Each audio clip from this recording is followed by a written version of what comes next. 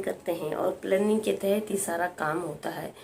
Planning के तहत जो है वो रिंका चौहान फ्लाइट से पुणे रवाना हो जाती है और उसके तीनों दोस्त मिलकर के कत्ल कर देते हैं। जी हाँ दोस्तों, राधे राधे, आदाब, सत श्री अकाल, नमस्कार। आप सब लोग कैसे हो दोस्तों? आई होप आप सब लोग बहुत अच्छे से होंगे। आप सब लोगों का मेरे यूट्यूब चैनल पे बहुत ज़्यादा हार्दिक अभिनंदन है। बता दें कि हमारे यूट्यूब चैनल का नाम है डेली न्यू क्राइम स्टोरी, जहाँ पे आपको क्राइम की लगातार कहानियाँ सुनने देखने के लिए मिलती हैं। तो आज की कहानी भी कुछ ऐसी है दोस्तों। उम्मीद करती हूँ कि आप पूरी कहानी सुनेंगे, तभी आपको वीडियो का पता चलेगा, कहानी का पता चलेगा कि असल में कहानी क्या है। हमारे देश समाज में ऐसी ऐसी घटनाएं घटित हो रही हैं, कुछ लालच में घटित हो रही हैं, कुछ प्रेम प्यार में घटित हो रही हैं, कुछ किसी को धोखा देने की वजह से घटनाएं घटित हो रही हैं। तो उनकी कहानियां लेकर के हम आपको आते हैं और सुनाते हैं। तो दोस्तों, कहानी शुरू करने से पहले हम ये बताएंगे कि चैनल को सब्सक्राइब नहीं किया दोस्तों, सब्सक्राइब कीजिए और रोज एक नई कहानी सुनने का आनंद लीजिए। उत्तर प्रदेश की गोंडा की जो है वो एक कहानी है। जी हाँ, आपने बिल्कुल सही सुना कि आज की कहानी जो है वो है उत्तर प्रदेश के गोंडा की। उत्तर प्रदेश के गोंडा में भरऊ भट्टा नाम का एक गांव है। एक बार फिर से बता देते हैं कि उत्तर प्रदेश के गोंडा में भरऊ भट्टा नाम का एक गांव है। वहाँ मनकापुर पुलिस का एक थाना पड़ता है। मनकापुर में पुलिस का एक थाना पड़ता है। वहाँ पे 20 जुलाई की रात को पुलिस को फोन आता है कि पटेश्वरी चौहान का जो है वो कत्ल कर दिया गया है। और पुलिस जब ये सुनती है तो पुलिस एकदम घर पे पहुंचती है और घर में जो है वो आकर के कह देखती है कि वहाँ पे मनकापुर पटेश्वरी चौहान जो है वो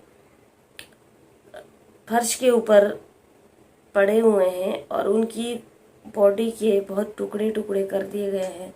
कुल्हाड़ी से उनकी पीठ के ऊपर वार किए हैं, गर्दन के ऊपर वार किए हैं, कई टुकड़े शरीर के जो कर दिए, खून से लथपथ हैं। अब बता दें कि ये पटेश्वरी चौहान जो थे वो रेलवे में जॉब करते थे और एक रिटायर्ड कर्मचारी थे। ये रिटायर हो चुके थे और इनकी उम्र जो थी वो 78 ईयर्स थी। 78 साल के थे ये और एक बुजुर्ग थे। अब पुलिस जब वहाँ पे पहुँचती है तो सारी पता करती है कि आखिर कौन जो है वो पटेश्वरी चौहान का दुश्मन होगा, आखिर किसने पटेश्वरी चौहान को जो है वो यहाँ पे मारा है। सारे सीसीटीवी कैमरे जो है वो खंगाले जाते हैं। तो सीसीटीवी कैमरे में फिर खंगालने के बाद पुलिस को पता चलता है और पुलिस अपनी टीम को सर्विलांस पे भी लगाती है। तो उस अखिलेश सलमान को पुलिस जी रोड इन करती है और पता चलता है कि ये कत्ल जो है वो अखिलेश और सलमान और दिनेश ने जो है वो मिल करके किया है। अभी अखिलेश, सलमान और दिनेश से जो है वो पुलिस सीसीटीवी कैमरे के जरिए और टेक्निकल सर्विलांस के जरिए जो है वो पुलिस इनको पकड़ लेती है और इनसे पूरी पूछताछ की जाती है। अब जब ये अपनी पूरी बात का खुलासा करते हैं तो बताते हैं कि जब ये पूरी बात का खुलासा पुलिस को होकर के बताते हैं तो पुलिस के भी पांव तले जमीन खिसक जाती है कि क्या कभी अपने ही सगे घर के लोग ऐसा कर सकते हैं।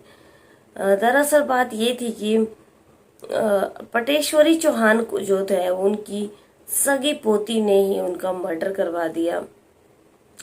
सगी पोती जिसका नाम रिंका चौहान है और रिंका चौहान जो है वो रिंका चौहान ने ही दिनेश के साथ ये सारी प्लानिंग की थी और अखिलेश और सलमान को जो है वो अयोध्या में जमीन दिलाने का भी झांसा दिया था कि वो अयोध्या में अखिलेश और सलमान को जमीन दिला देगी।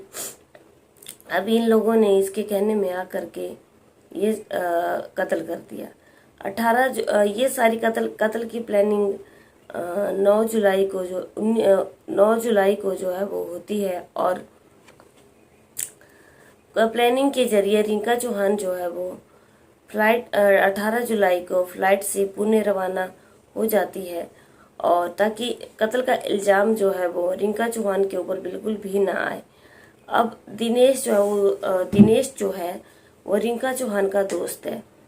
रिंका चौहान अब कत्ल की जो वजह थी वो सारी सामने आई कि रिंका चौहान को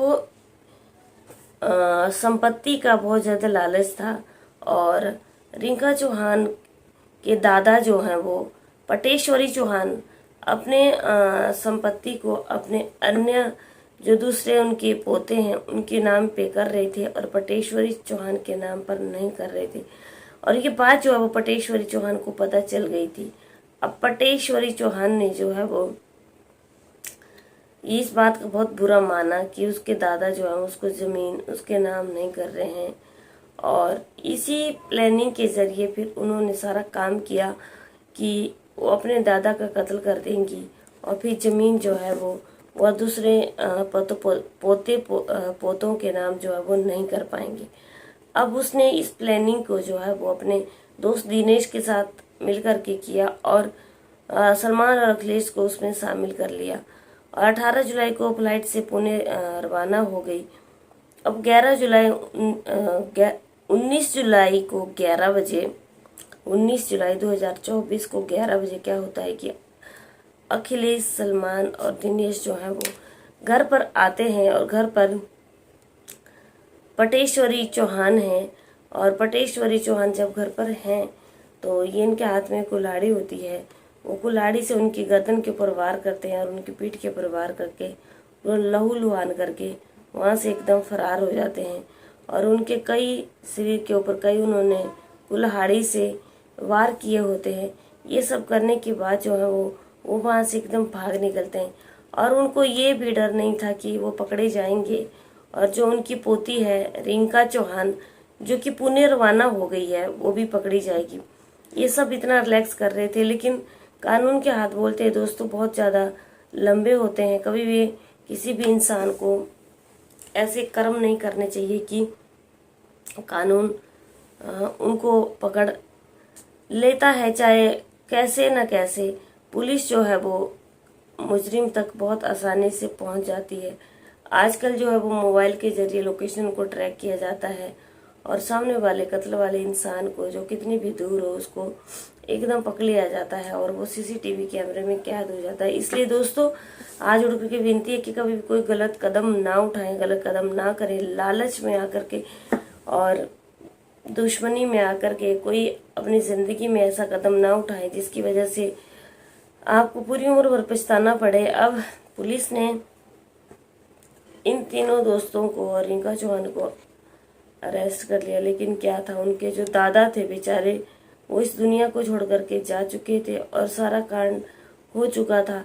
इसलिए मैं बार बार बोलती हूँ कि अपने खुद को ऐसे जुर्म में ना धकेलें जहाँ पे जो है वो तुम जुर्म की दुनिया में अगर कदम रखो तो वहाँ पे सिर्फ कीचड़ ही कीचड़ है जो कि इंसान को अपनी तरफ खींचता है, और तुम उस कीचड़ में ऐसे फंसते जाते हो कि उस कीचड़ में से कभी वापस नहीं आ सकते।